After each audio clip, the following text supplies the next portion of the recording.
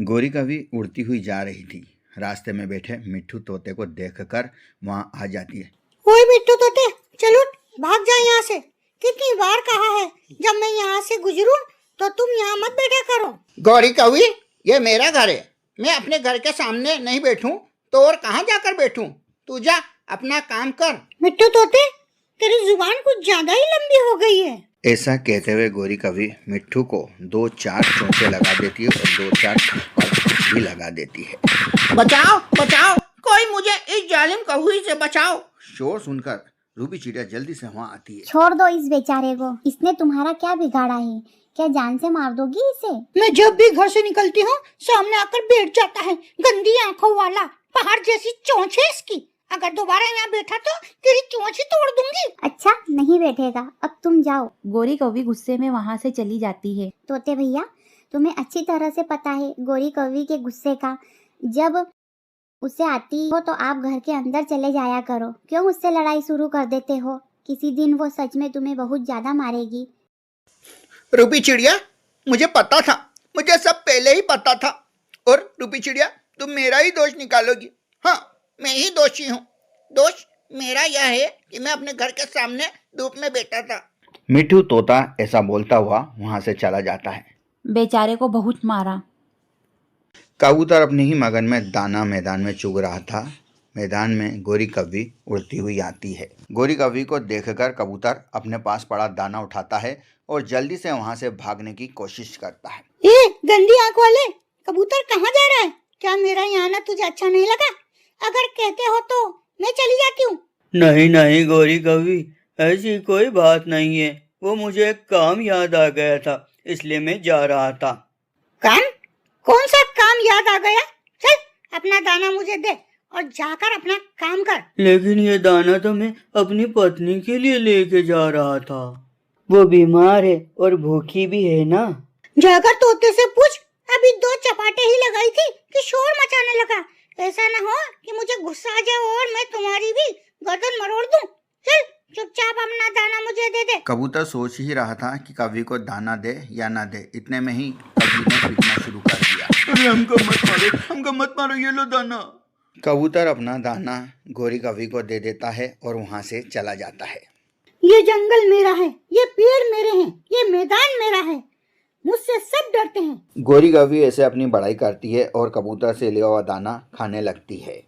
बेचारा कबूतर रोता हुआ रूपी चिड़िया के पास जाता है। मैंने बहुत मुश्किल से वो दाना ढूंढा था। रूपी चिड़िया, मेरी पत्नी घर में भूखी ही बैठी है, वो बीमार भी है। अब मैं उसके लिए क्या लेकर जाऊं? उस काली कवि ने मेरा दाना छीन लिया और मुझे मारा भी बहुत। कबूतर भैया, मैं हमेशा आपको समझाती हूँ कि जहाँ गोरी कवि हो आप वहाँ मत जाया करो। और अगर हम पहले से बैठे हों और गोरी कवि बाद में आ जाए तो फिर क्या हम जादू से गायब हो जाए करें? क्या करें? तू भी बताओ रूपी चिड़िया। मैं भी तो हूँ, मेरी तो कभी लड़ाई नहीं हुई गोरी कौवी से। मैं उसके मुंह लगती नहीं। जहाँ गोरी कौवी होती है मैं वहाँ से चली जाती हूँ, इसीलिए मैं उससे बच जाती हूँ। रूपी चिड़िया, तुम कब तक गोरी कवि के कहर से बची रहोगी?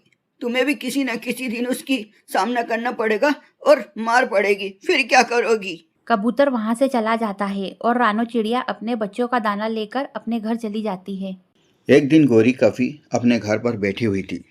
उसे खिड़की से धीमी धीमी खुशबू आती हुई महसूस होती है। ये खुशबू किस चीज की है?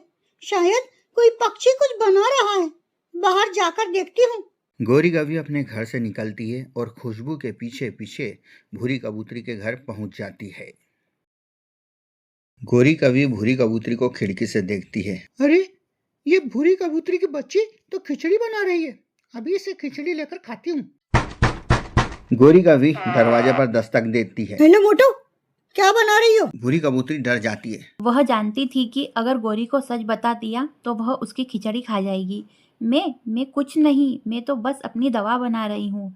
मेरे पेट में दर्द था ना, इसलिए पेट की दवा बना रही हूँ। गोरी भी बहुत चालाक थी। वो जानना चाहती है कि गोरी कबूतरी उससे झूठ बोल रही है। पेट में दर्द तो मेरे भी है, क्या तुम अपनी दवा में से थोड़ी दवा मुझे दे दोगी? गोरी की यह बात सुनकर भूरी कबूतरी गोरी के मुंह की तरफ देखती है। भूरी कबूतरी को समझ नहीं आ रहा था कि अब वो गोरी से क्या कहे। लेकिन दवा तो थोड़ी है, मैं आपको कल बना दूं। आज तो मैंने थोड़ी ही बनाई है। चल हट, मुझे देखने दे। मुझे उल्लू बनाने की जरूरत नहीं है, मैं सब जानती हूँ। गोरी कौवी भूरी को धक्का देती है और भूरी के घर के अंदर चली जाती है। भूरी कबूतरी रोने लग जाती है। मेरा बेटा बाहर से पूरे 1 महीने बाद आ रहा है। मैं अपने बेटे के लिए खिचड़ी बना रही हूँ। गोरी, मेरी खिचड़ी को हाथ मत लगाना, वरना मैं शोर मचाऊंगी। मोटे पेट वाली मोटो, खा खा कर फटने वाली हो गई हो, फिर भी किसी को कुछ देने का हौसला नहीं है तुम्हारा। तुम्हारी खिचड़ी की खुशबू मुझे घर में ही आ रही थी। चल अब चुपचाप थोड़ी खिचड़ी दे और बात को यहीं खत्म कर। ऐसा न हो कि तोते और कबूतर की तरह तुझे भी यहाँ पर 2-4 चमाटे लगा दूं। भूरी कबूतरी चम्मच उठाती है और एक प्लेट में थोड़ी खिचड़ी डालकर गोरी कौवी के सामने प्लेट रख देती है। ये तुमने बहुत अच्छा किया। ये प्लेट वाली खिचड़ी तुम खाना। ज्यादा खिचड़ी खाने से तुम्हारा पेट और बड़ा हो जाएगा। गोरी प्लेट वाली खिचड़ी वहाँ रखती है। गोरी कौवी पूरी की पूरी हंडियाँ उठाकर वहाँ से भाग जाती है। बड़ा मजा आएगा, आज पूरी की पूरी खिचड़ी मैं ही खाऊंगी। बेशर्म काली कौवी, मेरे सारे दिन की मेहनत छीनकर ले गई। तेरे पेट में दर्द हो चुड़ैल।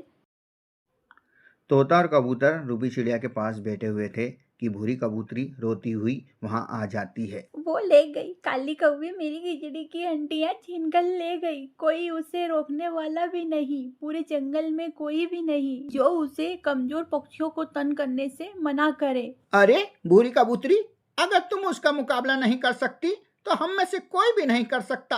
अपना पेट देख, खाकर कितनी मोटी हो गई हो और उस काली कौवी का मुकाबला नहीं कर सकती। तोते भैया चुप कर जाओ, बेचारी भूरी पहले से ही बहुत ज़्यादा परेशान है। लेकिन भूरी बहन, आपको चाहिए था कि घर का दरवाज़ा बंद रखना था। अगर घर का दरवाज़ा बंद होता तो आपकी हंडियाँ कभी गोरी कौवी ले ही नहीं जाती। मुझे पता था रूपी चिड़िया, इसमें मेरा ही दोष होगा। मेरा दरवाजा बंद ही था, उसने दस्तक दी तो मैंने खोल दिया। मुझे क्या पता था कि वह बाहर चुड़ैल खड़ी है।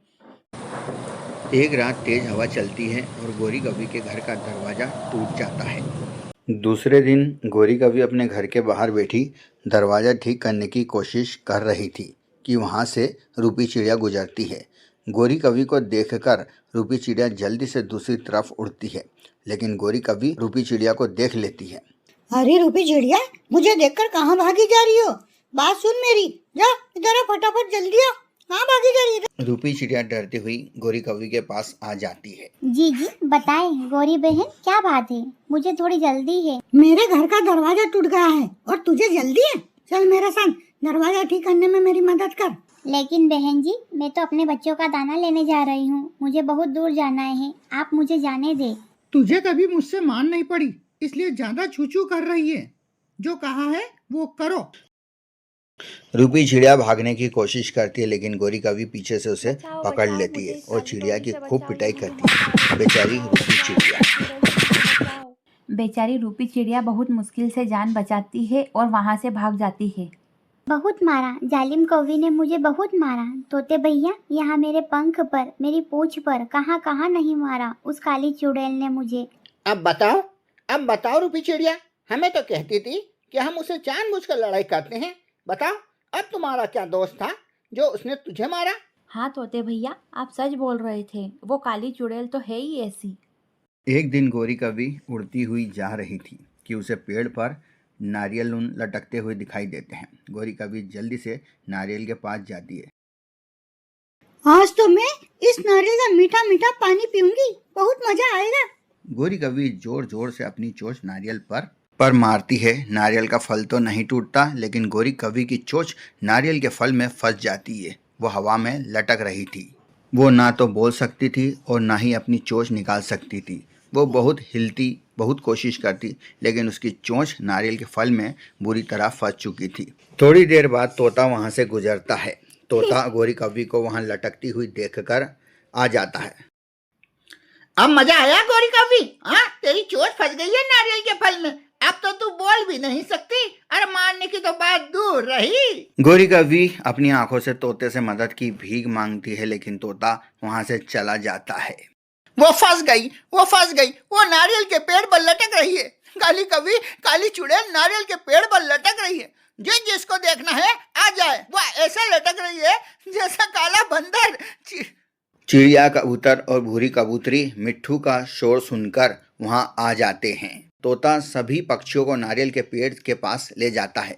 गोरी कौवी बहुत बुरे हाल में थी। वो थक चुकी थी, उसका शरीर बेजान हो रहा था। गोरी कौवी मदद की नज़र से कभी तोते को देखती, कभी चिड़िया को देखती, कभी कबूतर को देखती, कभी भूरी कबूतरी को देखती, जैसे मदद की गुहार लगा रही हो कि मुझे इससे परेशानी से छुटकारा दिलाओ। कवि की आंखों से आंसू बहने लगते हैं। तोता भैया, आप गोरी कौवी की मदद करें, आपकी चोंच से नारियल को फोड़ दीजिए। तोता रूपी चिड़िया की बात मान लेता है और नारियल का फल तोड़ देता है। नारियल का फल जमीन पर गिरता है और साथ ही गोरी कौवी की चोंच फल से आज़ाद हो जाती है। गोरी कौवी एक लंबी सांस लेती है। उसमें इतनी ताकत नहीं थी कि कोई बात कर सकती। गोरी कौवी, याद रखो, हम में से कोई भी इतना ताकतवर नहीं है कि वह अकेला जंगल पर राज कर सके। हम सबको एक दूसरे की जरूरत होती है। मैं शर्मिंदा हूँ, जो मैंने किया उस पर मैं बहुत शर्मिंदा हूँ। मैं आप सब से माफ़ी मांगती हूँ और मैं वादा करती हूँ कि आज के बाद मैं आप सबके साथ दोस्तों की तरह रहूंगी। प्यारे दोस्तों, ऐसी गोरी कवि सुधर जाती है और जंगल के सभी पंछियों की दोस्त बन जाती है। प्यारे दोस्तों, अगर कहानी अच्छी लगी हो तो इसे लाइक और चैनल को सब्सक्राइब करना बिल्कुल मत भूलना। आपका धन्यवाद।